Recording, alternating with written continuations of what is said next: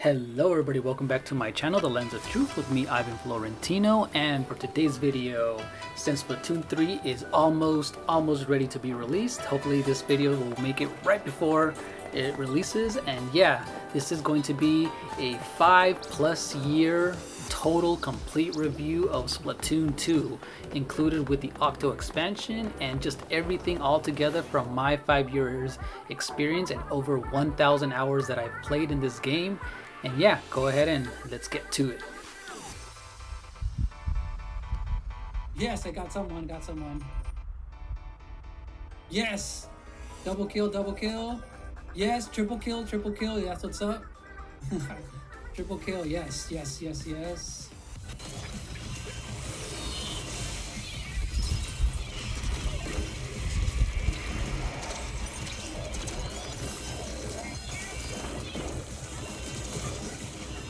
Yes!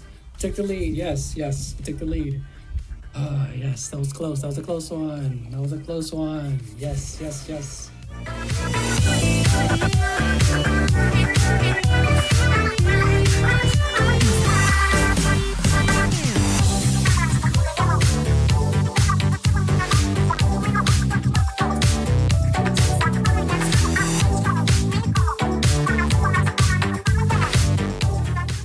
Alright, so I have over 1,250 hours in Splatoon 2. 5 years later. That is crazy. It does not feel like 5 years.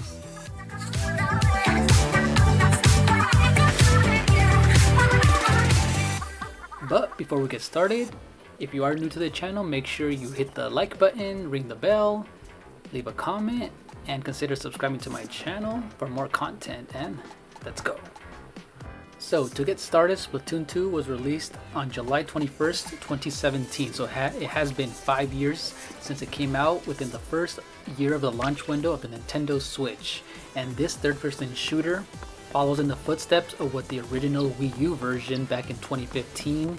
And what it started with this inking turf war gameplay, where your mission is to cover the most ink as possible and just splat your opponents as you're doing it in a 4v4 online battles.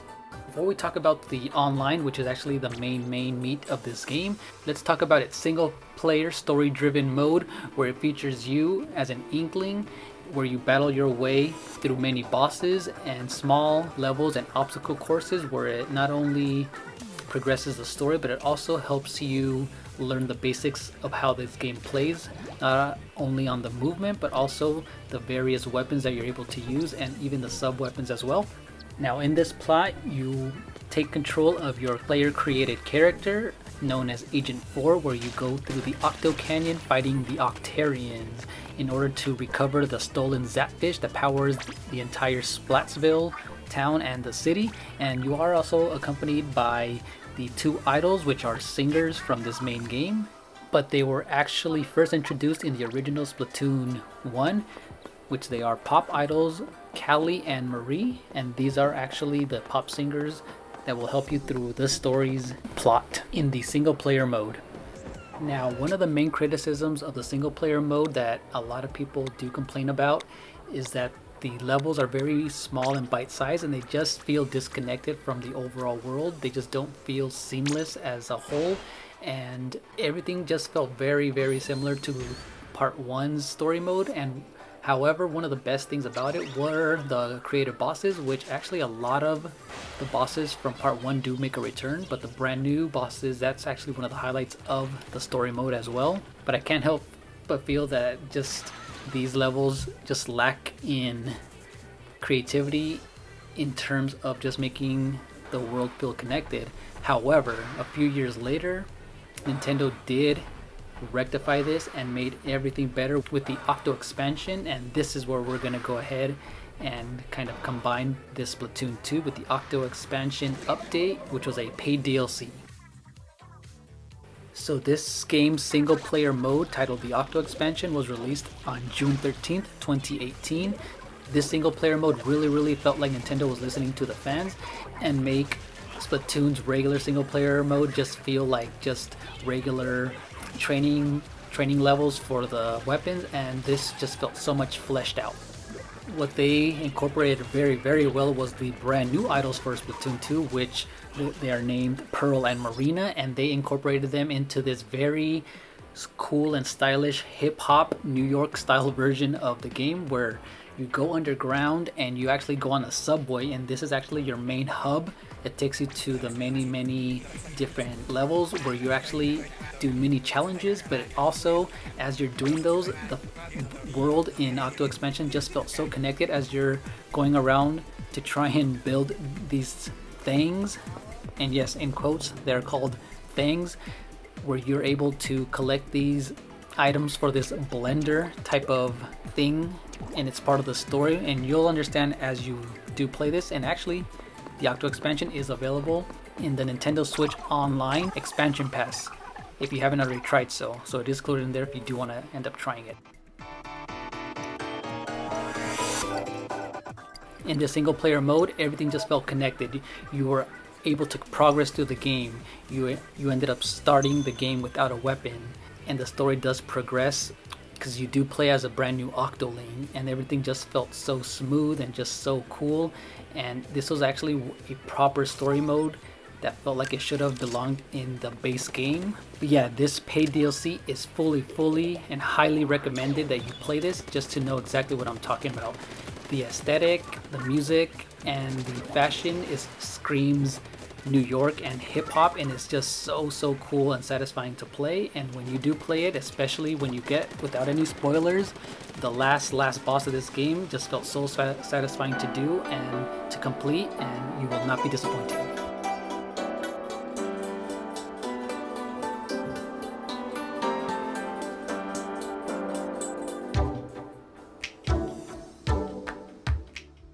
Now, with the single story portion out of the way, let's get to what makes Splatoon 2 so unique and special, and it's the online battles. Now, as a quick summary in how and what the gameplay loop of Splatoon is, you play as either Inklings or Octolings, and you use colored ink as ammunition. Ink is also used to cover the ground, and also for any paintable surfaces. You're able to swim in your own ink and refill your ink tank, and that's what your ammo is. And these Inklings and Octolings can morph between humanoid or a kid form, where they can switch from walking to shooting and into swimming. And also, you can quickly swim through ink of your own color, and you also get hurt if you touch the opposite color.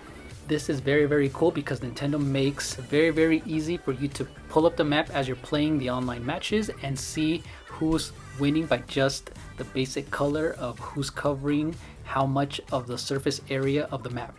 And everything from the visual readability, the sound effects, fluid and easy to control gameplay, it makes these 3 and also 5-minute short quick burst battles very addicting, where you just want to play more and more. And you do have a variety of modes that you can play. So there is a standard turf war mode, which is basic as a regular battle with 2 4-player teams where you try and cover the most ground.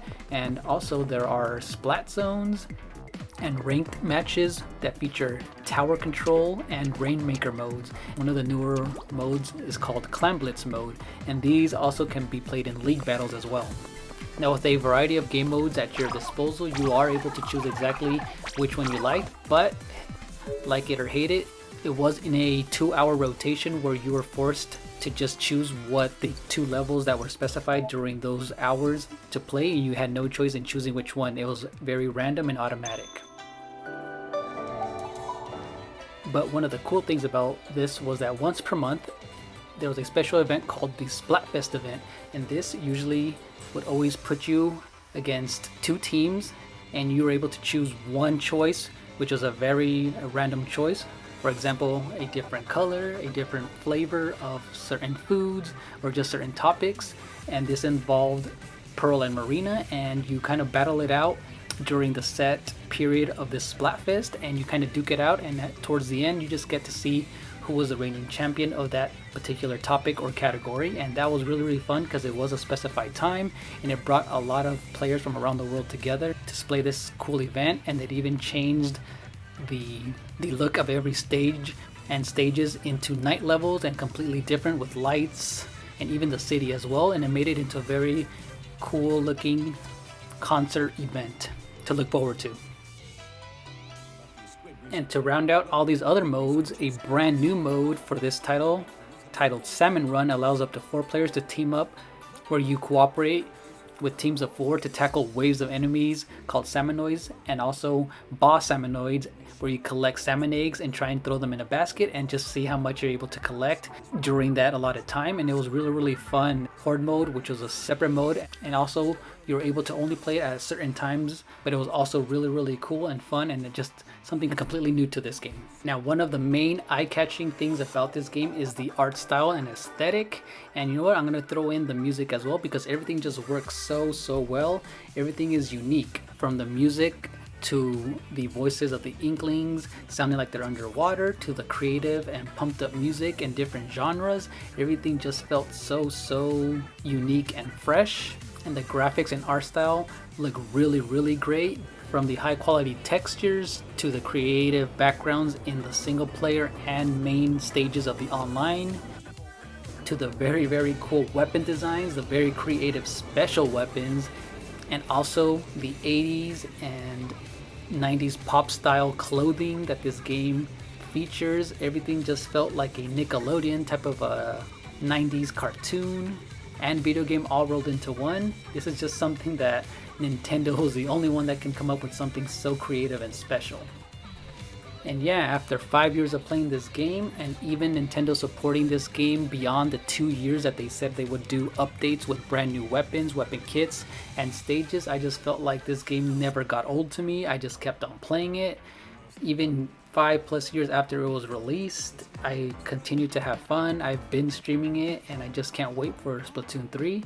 And hopefully you guys enjoyed this semi in-depth review, and hopefully you can at least check out the Octo Expansion if you do have the NSO on the Nintendo Switch. And yeah, thank you guys so much for watching this review, and see you guys in Splatoon 3, and see you later. Bye.